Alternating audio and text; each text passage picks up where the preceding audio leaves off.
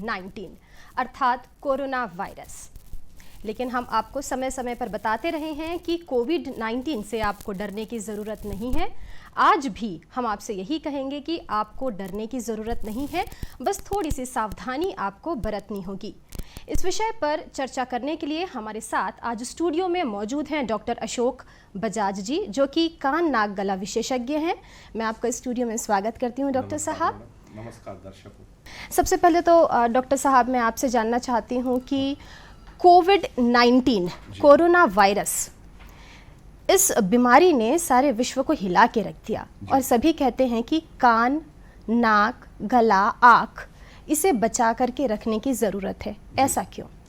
Corona virus जो है एक रेस्पिरेटरी डिजीज़ है जो हमारे शरीर में नाक, मुंह और आँखों के द्वारा अंदर प्रवेश करती है। इसलिए हम सलाह देते हैं कि अपनी आँखों को, नाक को और मुंह को बचा के रखिए ताकि यहाँ से वायरस आपके शरीर के अंदर प्रवेश न कर सके। शुरुआत जहाँ हुई वहाँ जानवरों से हुई, अभी जो स्प्रेड हो रहा है इंसान से इंसान में हो रहा है, तो हमको आँख, नाक और मुंह को बचा के रखना है ताकि वायरस हमारे शरीर में अंदर एंट्री ना कर सके। वायरस को अंदर जाने से रोकने के लिए ये सलाह दी जा रही है कि मास्क पहन के चले। सोशल डिस्टेंसिंग शब्द जो बोला जा रहा है, मैं उसको बहुत क्लेरिफाई करूंगा। सोशल डिस्टेंसिंग के बदले फिजिकल डिस्टेंसिंग की जाए। मतलब शरीर से शरीर की दूरी होनी चाहिए कम से कम 2 मीटर की। अच्छा। क्या होता है, हम लोग जब सांस लेते हैं या कोई खांसी आती है, छींक आती है या अपन बात करते हैं, तो हमारे से जो मुंह में सलाइवा के कारण पानी से भरे कण निकलते हैं जिसकी डिस्टेंस 1 से 1.5 मीटर तक रहती है। हम अगर 2 मीटर की दूरी पर रहेंगे तो वो कण हमारे पास नहीं पहुंच पाएंगे। हमारे पास नहीं पहुंच पाएंगे तो हमारे शरीर में एंट्री नहीं करेंगे। बिल्कुल। दूसरा, मास्क लगाने की सलाह दी जाती है। डॉक्टर साहब मैं आपको रोकना चाहूंगी, हमारे एक कॉलर जुड़ चुके हैं। हेलो जी, अपना नाम बताएं और प्रश्न पूछें आप। जी मैडम, नमस्कार। नमस्ते। मैं पूर्णिया जिला राजनांदगांव से मनोज कुमार भिंडे बोल रहा हूँ। जी मनोज जी, अपना प्रश्न पूछें। जी, अभी वायरस चल रहा है, कोरोना का दौर है ना, तो मेरा ये सवाल ये था कि हम अपने नाक, कान, गले को किस प्रकार से सुरक्षित कर सकते हैं? जी, चलिए इसी प्रश्न पर हम चर्चा भी कर रहे थे। मास्क के बारे में मैं आपसे जानना चाहूँगी कि कई प्रकार के मास्क बाजार में उपलब्ध हैं। मास्क की शॉर्टेज भी हो गई थी। इसके बारे में आप बताएं कि लोग अपने आप को सुरक्षित कैसे रख सकते हैं। देखिए, डॉक्टर और हेल्थ वर्कर के लिए N95 मास्क या जो मैंने पहना हूँ ये सर्जिकल मास्क, ये जरूरी है। लेकिन नॉर्मल पब्लिक के लिए इन मास्क का कोई रोल नहीं है। वो सिंपल कपड़े का बना मास्क ही जैसा मैंने अभी पहन रखा है। जी, ये मास्क ही पर्याप्त है। लेकिन मास्क 3 लेयर होना चाहिए। जरूर। 3 लेयर का ये रहता है कि हर लेयर में जो होल रहते हैं वो सुपर इम्पोज नहीं करते, तो वायरस की एंट्री 3 लेयर में कहीं ना कहीं रुक जाएगी, अपने शरीर के अंदर नहीं जा पाएगा। तो अपने को मुंह को ढकना है मास्क के द्वारा, आंखों में गॉगल पहन ले, अच्छा है। नाक और मुंह तो दोनों ढक जाएंगे। आंख भी कवर हो गया, चश्मे से हो गई, चश्मे से नाक कवर हो गया, मुंह कवर हो गया मास्क से, तो इन तीनों जगह से वायरस अपने अंदर एंट्री नहीं कर पाएंगे। आम पब्लिक के लिए सिंपल कपड़े का मास्क ही पर्याप्त है। उन्हें सर्जिकल और N95 मास्क लेने के लिए पैनिक नहीं होना चाहिए, वो मिसयूज है उनके लिए। जी, जैसा कि हमारे माननीय प्रधानमंत्री जी ने भी आगाह किया था कि कपड़े का मास्क ही पहनना है, उन्होंने बहुत सही दिशा निर्देश दिया और उसके बाद सारे देश में जो मास्क की शॉर्टेज थी उससे पूरा देश उबर गया। और जब प्रधानमंत्री जी ने संबोधित किया तो पिछले 2 बार से उन्होंने गमछे का इस्तेमाल किया, तो ये भी बहुत अच्छी बात है कि जिनके पास में मास्क नहीं है वो अपने गमछे का, रुमाल का भी उपयोग कर सकते हैं। बहुत बढ़िया उन्होंने किया और पूरे देश से मास्क की शॉर्टेज जो हो रही थी वो खत्म हो गई। जैसा कि आपने जो एक और कॉलर जुड़ गए हैं, हम बाद में चर्चा अपनी कंटिन्यू करते हैं, पहले कॉलर को अटेंड करते हैं। हेलो जी, नमस्ते। जी नमस्कार, अपना नाम बताएं। मानवेंद्र साहू बोल रहा हूँ, बांधा बाजार, जिला राजनांदगांव से। जी मानवेंद्र जी, अपना प्रश्न पूछिए आप। हाँ, मेरा प्रश्न ये है कि कोरोना वायरस से हम अपने शरीर को, अपने नाक, कान और अपने किस तरह बचाव कर सकते हैं जिससे वो संक्रमित हमारे शरीर के अंदर ना फैले? बिल्कुल, इसका उत्तर अभी अभी आपने डॉक्टर साहब ने दिया है कि मास्क लगाएं, चश्मा पहने आंखों पर। इसी प्रश्न को आगे भी हम कंटिन्यू करना चाहेंगे। जैसा कि आपने सर्जिकल मास्क अभी पहन रखा है, surgical mask use and throw होता है या हम इसे दोबारा यूज़ कर सकते हैं, और हम कितनी देर तक इस मास्क को यूज़ कर सकते हैं, पहला। दूसरा प्रश्न मेरा, जो मैंने मास्क पहन रखा है ये कपड़े का मास्क है, ये 3 लेयर मास्क है जो मैंने घर में बनाया है, ये कितना सही है, मैं इसे कितनी देर तक लगा सकती हूँ, इसे धो करके वापस उपयोग करना उचित है, ये मैं आपसे जानना चाहूँगी। सर्जिकल मास्क तो वन टाइम यूज होता है, this is disposable mask. Okay. इसको एक बार यूज करने के बाद डिस्कार्ड कर देना। कपड़े का मास्क बहुत अच्छा है, 3 लेयर मास्क है, पूरा प्रोटेक्शन करेगा। आप दिन भर पहनिए, रात को घर जाके गर्म पानी से धो दीजिए, सुखा दीजिए, अगले दिन पुनः उपयोग करिए। बिल्कुल, उसे हम धो करके आयरन करके दोबारा हम उसका उपयोग कर सकते हैं। दूसरा, कपड़े में वायरस ज्यादा में ज्यादा 12 घंटे तक जीवित रहता है। अच्छा। आप रात भर उतार के रखेंगे, ऐसे ही वायरस खत्म हो जाएगा। गर्म पानी से धोएंगे, साबुन से धोएंगे, वायरस खत्म हो जाएंगे, आप अगले दिन उसको पुनः उपयोग करिए। एक चीज़ मेरे दिमाग में आ रही है कि घर में तो हम रहते हैं बिना मास्क के। हाँ। हमारे घर के जो बड़े हैं वो बाहर जाते हैं सामान लेने के लिए, वो वापस घर आते हैं, तो उन्हें किस प्रकार की सावधानी बरतनी चाहिए? घर से निकलने के पहले किस प्रकार की सावधानी, वापस घर आते हैं तो किस प्रकार की सावधानी उन्हें बरतनी चाहिए, ताकि घर में जो और भी लोग हैं जो बिना मास्क के हैं उन्हें किसी प्रकार की समस्या ना हो। देखिए, बहुत अच्छा क्वेश्चन है आपका। हम लोग जब भी घर से बाहर निकलते हैं, सबसे पहले तो हमको अपना मास्क पहनना है, हो सके तो बालों को भी ढक दें, कपड़े से ढक दें, चुन्नी से ढक दें। लेडीज हैं तो, जेंट्स हैं तो कैप पहन सकते हैं।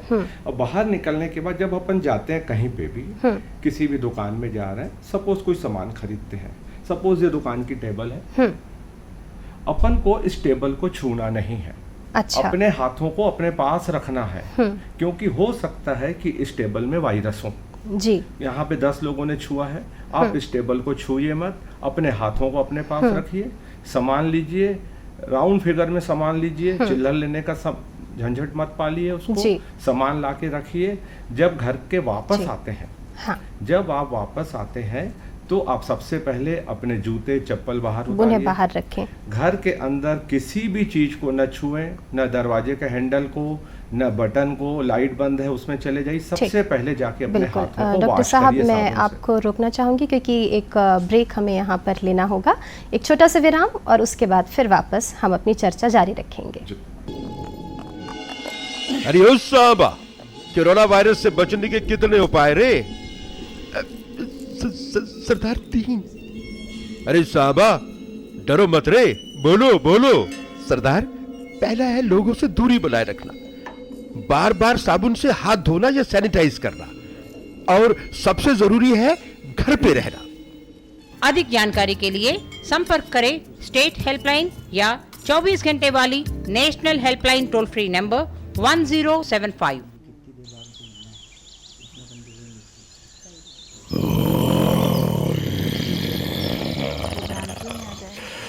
लापरवाही से बाहर मत फिरो, शेर हो या हीरो हो, सवाल खतरों से खेलने का नहीं, जिंदगी का है, या तो खुद का या अपनों का। कोरोना के आगे बलवान भी नहीं टिक पाएगा, पर बचने के उपाय है समझदारी से घर में रहना, बार बार हाथ साबुन से धोना या सैनिटाइज करना।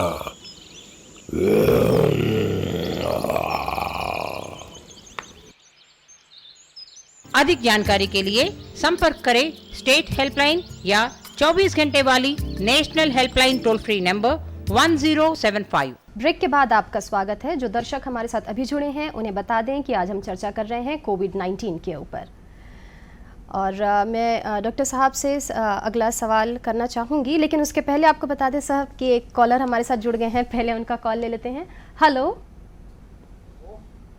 राम राम जी, नमस्ते। राम राम, अपना नाम बताएं और अपना प्रश्न पूछें। भागवत निर्मलकर बेमेतरा छत्तीसगढ़ से बोला हूँ। जी निर्मलकर जी, अपना प्रश्न पूछिए। प्रश्न ये है कि जैसे कि हम किसान आदमी हैं और सर्दी जुकाम के समय अनुसार की मौसम के देखते हुए प्रॉब्लम आ, जैसे सर्दी है कि जुकाम है, तो कोरोना वायरस से एकर तक के का संबंध है, ये दूर करे पर कहाँ कहाँ आए जाए लग गई, कौन हॉस्पिटल के आयुर्वेदिक में जाना है कि होम्योपैथिक की सरकारी में? जी, बहुत अच्छा प्रश्न है इनका। मौसम भी है, सर्दी जुकाम भी हो सकता है, ऐसी स्थिति में उन्हें कहाँ जाना चाहिए, किस अस्पताल में जाना चाहिए? देखिए, आपको सर्दी जुकाम है, आप तो सबसे पहले अपने लोकल फिजिशियन से सलाह लीजिए, उनसे उपचार कराइए। हर सर्दी जुकाम कोरोना वायरस नहीं होता, आपको घबराने की ज़रूरत नहीं, हड़बड़ाने की ज़रूरत नहीं है। जब फिजिशियन, आपका लोकल फिजिशियन आपको सलाह दे कि आपको कोरोना के लक्षण दिख रहे हैं, तब आप शहर में आइए। रायपुर में एम्स है, मेडिकल कॉलेज है, वहाँ जाइए। अन्यथा आप सिर्फ सर्दी जुकाम से आपको डरने की, घबराने की ज़रूरत नहीं है। ये नॉर्मल मौसमी सर्दी बुखार हो सकता है। आप आराम करिए और डॉक्टर को दिखाते रहिए और उनकी निगरानी में रहिए। बिल्कुल। अगर सर्दी जुकाम हो भी जाए जी, तो मैं आपसे जानना चाहूँगी कि इम्यूनिटी बढ़ाने की बात की जाती है कि सर्दी ज़ुकाम होना, और अगर हो भी जाए सर्दी ज़ुकाम तो भी इम्यूनिटी बढ़ा लीजिए ताकि आगे समस्या ना हो। जी, सही कह रहे हैं। इम्यूनिटी बढ़ाना कितना ज़रूरी है और किस तरीके से बढ़ाई जा सकती है इम्यूनिटी? सबसे पहले ये है कि अपन जो अपना पिछला क्वेश्चन भी बाकी था कि अपन जब बाहर जाते हैं तो घर आते हैं तो क्या सावधानी बरतना है। तो अपन जैसे घर वापस आते हैं, अपने को साबुन से हाथ धोना है, कपड़े धोने डाल देना है और शावर ले लेना है ताकि अपन पूरे वायरस मुक्त हो जाए। अब आता है इम्यूनिटी क्यों जरूरी है। अपन जब सरकार का अपना आदेश चल रहा है मास्क पहनना है, सोशल डिस्टेंसिंग, जो मैं फिजिकल डिस्टेंसिंग बोल रहा हूँ, उसका मेन मकसद है वायरस लोड अपने शरीर में कम से कम जाए। अच्छा। जितने कम वायरस लोड जाएंगे उतना हमारा शरीर सुरक्षित रहेगा। हमारे शरीर में एक इम्यून सिस्टम है जो लिम्फोसाइट के द्वारा होता है। अपने श्वसन तंत्र में, पेट में, ब्लड में इम्यून सिस्टम रहता है जो एंटीबॉडी बनाती है और डायरेक्ट बाहर से आए हुए एंटीजन को मारती है। जब कोई भी चीज़ हमारे शरीर में प्रवेश करती है, सपोज अभी वायरस जा रहा है, तो शरीर उसके प्रति एक्शन चालू करती है। एक तुरंत एक्शन चालू करती है और दूसरा डिले में एंटीबॉडी बनाई जाती है। इसका तरह जैसे ही बॉडी में एंटीजन गया, शरीर को एंटीबॉडी बनाने में 23 घंटे से लेकर 23 दिन तक लगते हैं। तो अगर हमारा शरीर में इम्यून सिस्टम अच्छा है, हम वेल अच्छे से खाना खा रहे हैं, तो जैसे ही वायरस हमारे शरीर में जाएगा, हमारे शरीर का इम्यून सिस्टम एंटीबॉडी के द्वारा और एंटीजन को रिकॉग्नाइज करके उस वायरस को वहीं खत्म कर देगा। लेकिन वायरस लोड कम होना चाहिए। अगर वायरस बहुत ज़्यादा संख्या में जाएंगे तो हमारा शरीर उनको मारने में अक्षम रहेगा। तब तक वायरस हमारे शरीर को डैमेज करना चालू कर देगा। तो हमारा जो डिस्टेंसिंग और मास्क का मकसद ये है कि वायरस लोड कम जाए। अब इम्यूनिटी ज़्यादा है तो हमारा शरीर वायरस को मार देगा, एंटीबॉडी बनाएगा। एंटीबॉडी जो बनेगी वायरस को पूरा जड़ से खत्म कर देगी। आप मुझे माफ़ करें डॉक्टर साहब, हमारे एक और कॉलर जो हैं वो जुड़ गए हैं, पहले उनका कॉल ले लेते हैं। हेलो हेलो हेलो जी, अपना नाम बताएं और अपना प्रश्न पूछें। नाम राधे पटेल। कहाँ से बोल रहे हो राधे पटेल जी आप? मैं कर्नाटक से बोल रहा हूँ मैम। नमस्ते मैम। नमस्ते नमस्ते, अपना प्रश्न पूछिए। मैडम जी, मैं कर्नाटक से बोल रहा हूँ मैडम जी। हाँ जी, प्रश्न पूछिए अपना।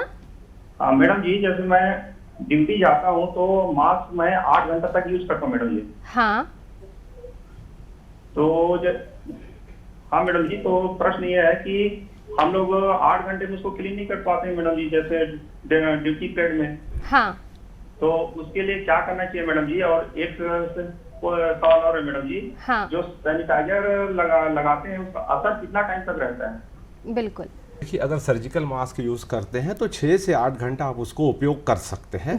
आपको उसके लिए घबराने की ज़रूरत नहीं है। और कपड़े का मास्क तो 12 घंटे तक काम करता है। और उसके बाद अगर आपको इतना लगता है कि कई बार पसीने के कारण कंफर्टेबल नहीं लग रहा है तो कपड़े के आप 2 मास्क ले लीजिए। 4-6 घंटे में बदल दीजिए, उसको वापस रख दीजिए। रात को 2-3 मास्क एक साथ धो के अगले दिन पूरे उपयोग कर लीजिए। नॉर्मल ड्यूटी वाले लोगों को कपड़े का मास्क ही उपयोग करना है। एक मास्क पसीने कारण नहीं पहन पा रहे तो 2 से 3 मास्क रख दें। 6-6 घंटे 4-4 घंटे में वो बदलते रहें। बिल्कुल। दूसरा उनका सवाल है सैनिटाइजर का असर कितनी देर रहता है? सैनिटाइजर का तो तुरंत असर रहता है। जब हमारे हाथ में सैनिटाइजर लगाते हैं, हमारे हाथ में जो वायरस लगे हुए हैं, हाँ। वायरस के ऊपर जो आरएनए के ऊपर जो कोटिंग रहती है, फाइबरस की फैट की सेल वाल रहती है, सैनिटाइजर उस सेल वाल को तोड़ देता है और वायरस उससे मर जाते हैं। नॉर्मली उसी समय असर रहता है, उसके बाद लंबे समय तक सैनिटाइजर का असर नहीं रहता। साबुन के लिए भी अप्लाई होता है? सेम चीज साबुन के लिए अप्लाई है। जब आप साबुन से हाथ धोते हैं, आपको हाथ 20 से 30 सेकंड तक धोना है। हाथों को पूरा अच्छे से धोना है। ये पूरे हाथों को, ये हिस्सों को रगड़ना है, ये हिस्सों को रगड़ना है, ये हिस्सों को उंगलियों के बीच में और ये रिस्ट जॉइंट को, कलाई को भी धोना, इसको रगड़ना है। अच्छे से फेस बनाना है और 20 से 30 सेकंड धोएंगे तो उसके कारण जो उसकी लेयर की जो सेल वॉल है वो वायरस की टूट जाएगी और बहते पानी में पूरा वॉश होकर सिंक से चले जाएगा। बिल्कुल। अब पिछले प्रश्न पे वापस आना चाहूंगी आपसे। इम्यूनिटी के बारे में आप बता रहे थे। इम्यूनिटी के ऐसे देखिए, अगर आप देखेंगे तो इस समय डेथ रेट जो है, इस समय हिंदुस्तान में अभी करीबन 86,000 मरीज हुए हैं, जिसमें 30,000 ठीक हो चुके हैं और 2600 के लगभग डेथ हुई है। अच्छा। इस हिसाब से अपन एनालिसिस करें तो 3% डेथ रेट है, लेकिन एक्चुअल ये 3% नहीं है। इसमें ज़्यादातर 2% तो डेथ वो है जो पहले से प्री डिस्पोजिंग बीमारियां थी उन्हें, किनको शुगर था, हार्ट ब्लड प्रेशर था, लीवर का प्रॉब्लम था, उनकी भी डेथ के कारण मिला के हिंदुस्तान में 3% है। अदरवाइज कोरोना से मरने वालों की संख्या हिंदुस्तान में 1 से 1.5% है और ठीक होने वाले मरीजों की संख्या बहुत ज़्यादा है। हिंदुस्तान के पॉपुलेशन के हिसाब से ये संक्रमितों की संख्या बहुत कम है। इसका एक कारण है, एक तो यहाँ का टेम्परेचर ज़्यादा है, दूसरा इंडियन की इम्यूनिटी सिस्टम फॉरेनर से ज़्यादा है। अपना किसी भी बीमारी के प्रति इंडियन ज़्यादा इम्यून है, क्योंकि एक तो यहाँ पे मसाले वगैरह बहुत अच्छे आते हैं, वेजिटेरियन ज़्यादा है और टेम्परेचर के कारण। तो हिंदुस्तान में डेथ रेट इसलिए कम है, इम्यूनिटी हिंदुस्तानियों की ज़्यादा है। लेकिन हमें और प्रयास करना है कि हमें अपनी इम्यूनिटी कैसे बढ़ाना है। इम्यूनिटी बढ़ाने के लिए अपने को हरी सब्जियां हैं, सलाद है, ड्राई फ्रूट्स हैं, मौसमी फल है, प्रोटीन है, दालें हैं, दूध है, इनका ज़्यादा से ज़्यादा सेवन करना है। और डॉक्टर साहब, अगर मैं गलत नहीं हूँ तो जहाँ तक मुझे पता है कि कोरोना की दवा जो है वो उपलब्ध नहीं है। जी सही बोला। और लोग जो पेशेंट्स हैं हमारे, जो पॉजिटिव पेशेंट्स हैं, वो जल्द रिकवर भी कर रहे हैं। तो शायद उसके पीछे का कारण अभी आपने दिया और वो है स्ट्रॉन्ग इम्यूनिटी। स्ट्रॉन्ग इम्यूनिटी के कारण ही हमारे पेशेंट्स जो हैं वो जल्दी रिकवर कर रहे हैं। देखिए क्या होता है, जैसे ही एंटीजन हमारे शरीर में गया, हमारे शरीर में इम्यूनिटी जो है एंटीबॉडी बनाती है और बाकी लिम्फोसाइट एंटीजन को मारना चालू कर देते हैं। लेकिन उसका एक समय रहता है। हमारा शरीर जब पूरी तरह उसके ऊपर ओवरकम कर देता है, इतनी एंटीबॉडी बना देता है और वायरस का ग्रोथ उस रेट में नहीं हो पाता। वायरस एक प्रकार से निर्जीव चीज है, उसके पास सिर्फ एक आरएनए है, सेल वाल है। वायरस तो एक कदम चल भी नहीं सकता। लेकिन हमारे शरीर में जाके हमारे शरीर की कोशिका के न्यूक्लियस में घुस के वो रीजनरेट करता है। 2 से 4 होते हैं, 4 से 400 होते हैं। तो उनकी ग्रोथ रेट को हमारा बॉडी इम्यून सिस्टम से ओवरकम कर देता है। जैसे हमारी बॉडी ओवरकम कर लेगी, वो वायरस खत्म होकर निकल जाते हैं। आपको रोकना चाहूंगी, हमारे एक और कॉलर जुड़ गए हैं, उनका भी प्रश्न ले लेते हैं। हेलो जी नमस्कार मैम। जी नमस्ते, अपना नाम बताएं। मैं गोविंद मानेसर, ग्राम कन्या दमोह, जिला बालाघाट से बोल रहा हूँ मैम। जी अपना प्रश्न पूछिए। जी मेरा प्रश्न ये है कि जैसे हम देखते हैं कि ग्रामीण क्षेत्रों में बहुत से लोग कानों में तेल डालते हैं मैम, तो ये क्या तरीका सही है? और साथ ही दूसरा प्रश्न ये है कि जैसे बहुत से लोगों की कानों से दुर्गंध आने का कारण क्या हो सकता है दुर्गंध का? जी कानों में तेल जो डालते हैं, ये नाक में भी तेल डाला जाता है, तो ये क्या कितना सही है? देखिए कानों में तेल का तो कोरोना वायरस से कोई लिंक नहीं है। वायरस आपके नाक, मुंह और आंखों से जा रहा है। नाक में कई लोग जो सरसों का तेल डालते हैं, उसका कोई साइंटिफिक स्टडी नहीं हुई है। तो मैं ये नहीं कह पाऊंगा कि वायरस से तेल से कोई फायदा होगा। अच्छा। जिस चीज की साइंटिफिक स्टडी नहीं है, कोई अप्रूव डॉक्यूमेंटेशन नहीं है, हम उसको ना बढ़ावा के लिए नहीं कह सकते। तो सरसों तेल वगैरह डालने के लिए मैं सलाह नहीं दूंगा आपको। बस आपको बचा के रखना है ताकि वायरस आपके अंदर न जाए। एक चीज़ और भी मैंने ऐसे सुना है कि नाक में तेल डालते हैं तो उससे जो है वो नाक जो है गीली रहती है, गला भी तर रहता है, तो ये कितना सही है? कोई साइंटिफिक जवाब नहीं है, जैसे मैंने आपको कहा। गला तर रखना वैसे आवश्यक होता है? जी जरूर रहता है। आपको पानी ज़्यादा पीना है ताकि गीला रहेगा। रनिंग, देखिए कोई भी चीज़, वायरस बहुत छोटे पार्टिकल है, कोई चीज़ रनिंग रहेगी तो वॉश हो जाएगी। गला तर रहेगा तो नीचे जाके स्टमक में चले जाएगा वायरस। स्टमक में हाइड्रोक्लोरिक एसिड बनता है, बहुत सारे एंजाइम बनते हैं जो वायरस को वहीं ख़त्म कर देंगे। उसको अपने को गले में रुकने नहीं देना है वायरस को। वायरस जहाँ गले में रुकेगा उसके बाद वहाँ से श्वसन तंत्र से फेफड़ों में चले जाएगा और फेफड़ों में जाके ये घातक हो जाता है। ये अधिकांश जो मौतें हो रही है फेफड़ों के संक्रमण के कारण ही हो रही है। एक चीज़ मैं आपसे जानना चाहूँगी कि अभी बहुत से मजदूर जो हैं वो वापस अपने गांव कस्बे की तरफ लौट रहे हैं। हालांकि सरकार ने बहुत अच्छी व्यवस्था की है, उनको 14 दिन तक के पहले सीमा पर ही रोक दिया जाता है, आइसोलेट कर दिया जाता है, क्वारंटीन पे भेज दिया जाता है। ऐसे में जब वो 14-15 दिन के बाद वापस अपने घर, अपने गाँव वापस आते हैं तो उन्हें किस प्रकार की सावधानी बरतनी चाहिए, साथ ही उनके आसपास जो लोग हैं उन्हें कितना सतर्क रहने की ज़रूरत है? जी बहुत अच्छा सवाल है। देखिए जो मजदूर बाहर से आ रहे हैं, बाहर कितने दिन क्वारंटाइन में थे वो अलग मैटर है। जब वहाँ से ट्रेवल करके अपने छत्तीसगढ़ पहुँच रहे हैं तो छत्तीसगढ़ में कई बसों में आए हैं या ट्रेन में आए हैं, एक साथ आए हैं, 15-20 लोग एक साथ आए हैं, उसमें से हो सकता है एक आध और कोरोना संक्रमित हो, तो उनको अपने घर पहुंच के फिर से 14 दिन तक क्वारंटाइन रहना चाहिए। एक और चीज़ है, बाहर देशों में और हिंदुस्तान में थोड़ा सिनेरियो अलग अलग है। पहले ये कह रहे थे कि 14 दिन क्वारंटाइन रहें, क्योंकि वायरस का एक इंक्यूबेशन पीरियड रहता है कि आखिरी वायरस कितने दिन तक जिंदा रह सकता है। पहले हिंदुस्तान में कहा गया 14 दिन, फिर कहा गया 11 दिन, अभी एक स्टडी आई है कि 23 डेज तक जिंदा रह सकते हैं। तो हमको कायदे से 23 डेज का क्वारंटाइन को प्रिफर करना चाहिए। अब जब मजदूर बाहर से आया है उसको पुनः अपने घर पहुँच के 14 दिन मिनिमम, हो सके तो 23 दिन क्वारंटाइन रहना चाहिए, ताकि अगर रास्ते में फिर से उसको संक्रमण हुआ है तो उससे उसका परिवार सुरक्षित रहे। बिल्कुल। ये बहुत सारे लोग ऐसे भी होते हैं जिनमें कोरोना के किसी भी प्रकार का कोई सिम्टम नजर नहीं आता। जी ऐसे लोग क्या घातक साबित हो सकते हैं अपने आसपास के लोगों के लिए? जी ये ज़्यादा खतरनाक है बीमारी फैलाने के लिए, क्योंकि हमको पता नहीं रहता कि ये कोरोना का इन्फेक्शन है, ना उनको खांसी है न बुखार आ रहा है। तो अब जो स्थिति आ रही है हमको ये मान के चलना है कि हर मरीज में कोरोना है।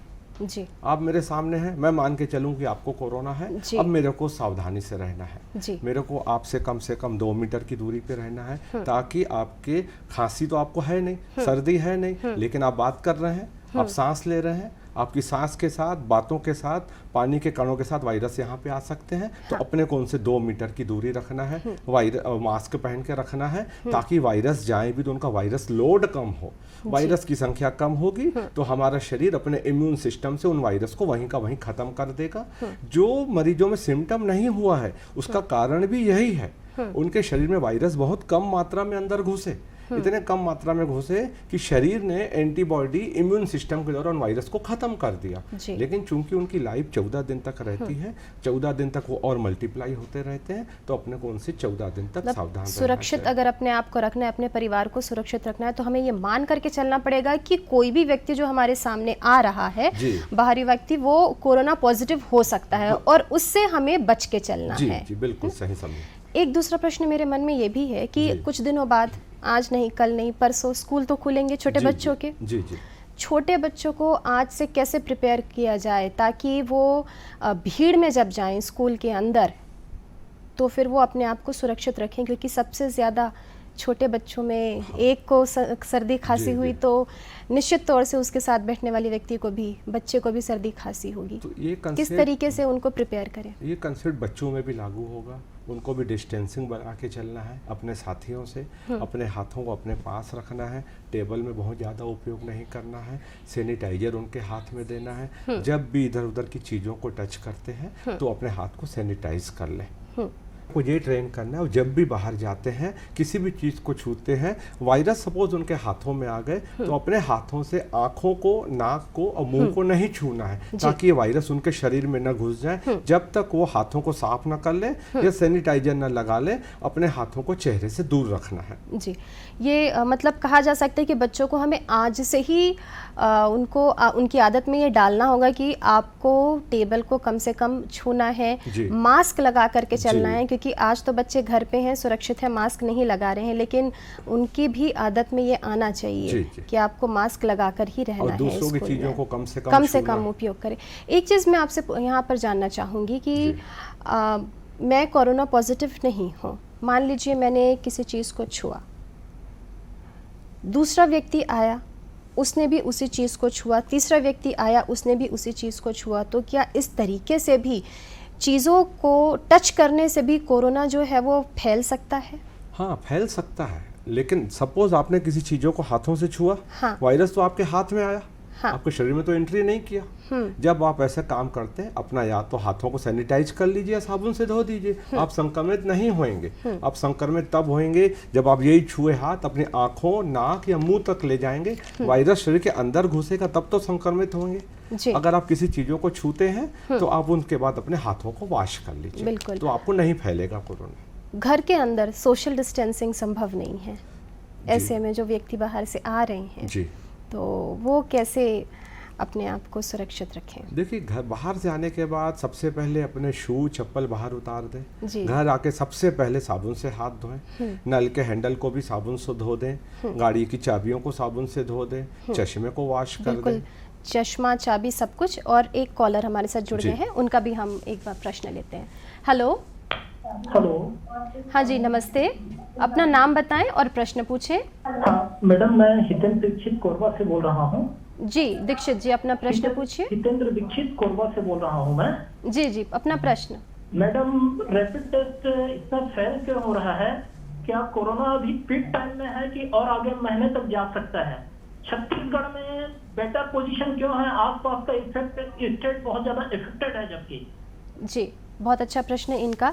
सबसे पहले तो ये रैपिड टेस्ट किट के बारे में पूछ रहे हैं, और दूसरा इनका जो है प्रश्न कि छत्तीसगढ़ में जो है वो संख्या तुलनात्मक कम है, तो ऐसा क्यों? हालांकि हमने इस पे चर्चा की है, लेकिन मैं चाहूंगी कि आप हमारे दर्शक को एक बार बताएं। रैपिड टेस्ट जो फेल हो रही है वो टेक्निकल प्रॉब्लम है, जिसने वो टेस्ट किट बनाई है उसकी क्वालिटी के ऊपर निर्भर है। सबसे पहले उसकी टेस्टिंग होनी चाहिए, पर बैच में कुछ सैंपल लेके उनकी टेस्टिंग होनी चाहिए, उसके बाद उस पूरी बैच को उपयोग करना चाहिए। अगर किसी बैच में प्रॉब्लम आ रहा है तो उस पूरी बैच को बदल देना चाहिए।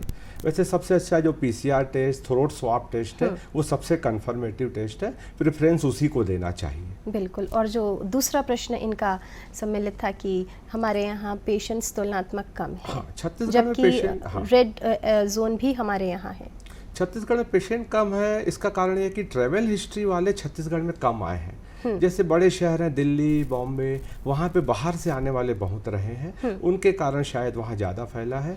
और यहाँ पे चूंकि बाहर से आने वाले कम है, दूसरा छत्तीसगढ़ सरकार ने बहुत अच्छा किया, लॉकडाउन के पहले ही उन्होंने धारा 144 लगा दी थी, और बहुत सारे जतन सरकार ने यहाँ चालू कर दिए थे। सोशल डिस्टेंसिंग या फिजिकल डिस्टेंसिंग है, धारा 144 लगाने के कारण यहाँ पे मैनेजमेंट अच्छा हो गया, और हर मरीज बाहर आने वालों को उन्होंने अच्छे से क्वारंटाइन किया। मुझे अच्छे से याद है 17 मार्च को पहला पॉजिटिव केस हमारे यहाँ आया था, और उसके तुरंत बाद जो एक्शन लिया गया था वो वाकई काबिल तारीफ। सरकार की एक्शन बहुत अच्छी रही, एक को क्वारंटाइन किया गया, एक क्वारंटाइन के घर में रोज हेल्थ वर्कर जाते हैं, उनका टेम्परेचर देखते हैं, सिम्टम पूछते हैं। शायद यही सारे कारण हैं। सारे कारण और के एक कारण कॉलर और जो हमारे साथ जुड़ गए हैं, उनका भी प्रश्न लेते हैं। हेलो हेलो हेलो जी मैडम, मैं डोंगरगढ़ से जसविंदर सिंह बिट्टू बोल रहा हूँ। जी बिट्टू जी, अपना प्रश्न हेलो पूछिए। मैडम, मैं डोंगरगढ़ से बोल रहा हूँ। जी जी, पूछिए, अपना प्रश्न पूछिए आप। जी जी मैडम, मेरा प्रश्न, जी मैडम जी, डॉक्टर साहब से मेरा प्रश्न ये है, जैसा एक बार कोई किसी को कोरोना होता है, कोरोना का मरीज हो जाता है, हाँ, उसका इलाज के बाद कोरोना ठीक हो जाता है, क्या वो उस व्यक्ति को दोबारा कोरोना हो सकता है? जी, बहुत अच्छा प्रश्न इनका। एक बार कोरोना पॉजिटिव पेशेंट ठीक हो जाता है, क्या उसके बाद दोबारा वो संक्रमित हो सकता है? बहुत अच्छा सवाल है।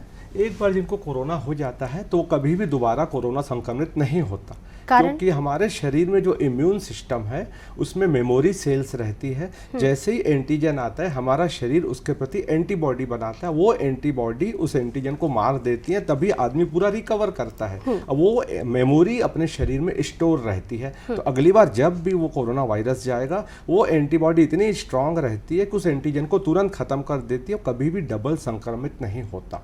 और इसलिए इस जिसको प्लाज्मा थेरेपी के थ्रू कुछ स्टेट में कोरोना मरीजों का इलाज भी किया गया, क्योंकि उनके प्लाज्मा में वो एंटीबॉडी थी। हालांकि ये थेरेपी बहुत ज़्यादा सक्सेस नहीं है, कुछ इसके साइड इफेक्ट भी हैं, लेकिन वह आदमी कभी भी पुनः कोरोना संक्रमित नहीं हो सकता। हाँ, अगर कोरोना ने म्यूटेशन के द्वारा अपनी स्ट्रेन चेंज कर ली तो भले वो इन्फेक्टेड हो सकता है। अभी जो स्ट्रेन है वो उसको डबल इन्फेक्टेड नहीं कर लेकिन पाएगी। क्या कोरोना पॉजिटिव पेशेंट ठीक हुआ जी, उसके बाद क्या उसे वापस से सावधानी बरतने की जरूरत है या नहीं है? जी, अभी इस स्थिति में उसको सावधानी की जरूरत नहीं है। वो डबल इन्फेक्टेड नहीं हो सकता, क्योंकि बॉडी उसको रिकवर कर देगी। लेकिन आसपास के लोग, जैसा कि हमने ये अभी बात की कि हमें तो ये मान करके चलना है कि सामने वाले व्यक्ति को कोरोना है, तो आसपास के जो लोग हैं उन्हें तो सावधानी बरतनी ही चाहिए। वो तो हर एक को बरतना ही है सावधानी। मैं आपसे जानना चाहती हूँ कि कोरोना से डरने की ज़रूरत है या फिर सावधानी बरतने की ज़रूरत है, क्योंकि हर व्यक्ति के मन में आज डर है, कहीं ना कहीं डर है। हम कितनी भी बातें कर लेते हैं एजुकेशन की कि हमें सारी जानकारी है, लेकिन फिर भी मन में एक डर बना रहता है। जी। तो आप मुझे बताएं कि इस डर से उबरने के लिए क्या करना होगा? देखिए, कोरोना एक महामारी का रूप है, इस समय पूरे विश्व में चल रहा है, तो मन में डर तो सबके है, लेकिन डरना नहीं है, लड़ना है। लड़ना है।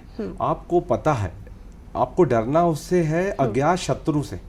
अभी ये अज्ञात शत्रु नहीं है, अपन इसको जानते हैं, ये कैसे फैलता है हमको पता है, हमारे बॉडी में कैसे जाएगा, हमको क्या क्या प्रॉब्लम कर सकता है। जब हम अपने दुश्मन के बारे में सब जानते हैं तो अपन क्यों डरे? हमको सावधानी रखना है ताकि वो दुश्मन हमारे शरीर में ना पहुंचे भी तो इतनी कम मात्रा में पहुंचे हम कि हमारे शरीर उसको मार दे। अपने आप ही हमारे जो शरीर सबसे बड़ा हमारा शरीर है, जो सारे विश्व में वैक्सीन बनाने की बातें हो रही है, हमारा शरीर तो 24 घंटे के अंदर उसके अगेंस्ट एंटीबॉडी बनाना चालू कर देता है। शरीर से बड़ा वैक्सीन बनाने वाला कोई नहीं है। मतलब शरीर स्वस्थ रहेगा, हाँ, शरीर स्वस्थ रहेगा, इम्यून सिस्टम मजबूत रहेगा, अपना शरीर खुद ही उस वायरस को खत्म कर देगा। डरने का क्या है, लेकिन सावधानी जरूरी है ताकि वायरस बहुत बड़ी संख्या में आपके अंदर न घुसे, कम मात्रा में घुसे, ताकि हमारे शरीर को मौका मिले उसको एंटीबॉडी के द्वारा खत्म कर दे। जी, बिल्कुल सही। मतलब डरना नहीं है, लड़ना है और हताश नहीं होना। हताश होने की जरूरत ही नहीं है। मैं तो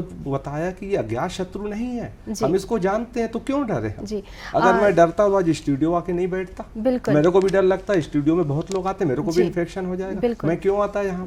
अपने को लड़ना है। जी डॉक्टर साहब, समय कम है हमारे पास, मैं चाहूंगी कि चलते चलते आप हमारे दर्शकों को बताएं कि आँख, कान, नाक, गला, इसको सुरक्षित रखने के लिए आपने बताया कि हम मास्क पहन सकते हैं, चश्मा पहन सकते हैं, क्या किसी प्रकार की कोई एक्सरसाइज भी है? समय चूंकि कम है इसलिए मैं चाहूंगी आप शॉर्ट में बताएं कि क्या इनके लिए कोई एक्सरसाइज भी है? सिंपल एक्सरसाइज है फेफड़ों की कैपेसिटी बढ़ाने की। हम लोग जब नॉर्मल सांस लेते हैं 500 ml हवा अंदर बाहर होती है, फेफड़ों के मुश्किल से 20% एल्वियोलाई काम करते हैं। अपने को ब्रिस्क वॉकिंग करना है, तेज चाल से चलना है ताकि अपनी सांस की स्पीड बढ़े। उसमें 500 ml के बदले 2000 से 2500 लीटर हवा अंदर बाहर होती है, तो फेफड़े के ज़्यादा एल्वियोलाई खोलेंगे, शरीर को ज़्यादा ऑक्सीजन मिलेगी, और जो फेफड़ा ज़्यादा एल्वियोलाई काम करते रहेंगे तो बीमारी से लड़ने में ज़्यादा सक्षम होगा। बिल्कुल डॉक्टर साहब, आप अपना कीमती समय निकाल कर हमारे स्टूडियो में आए और आपने महत्वपूर्ण जानकारी जो हमारे दर्शकों को दी है उसके लिए आपका बहुत बहुत धन्यवाद। धन्यवाद,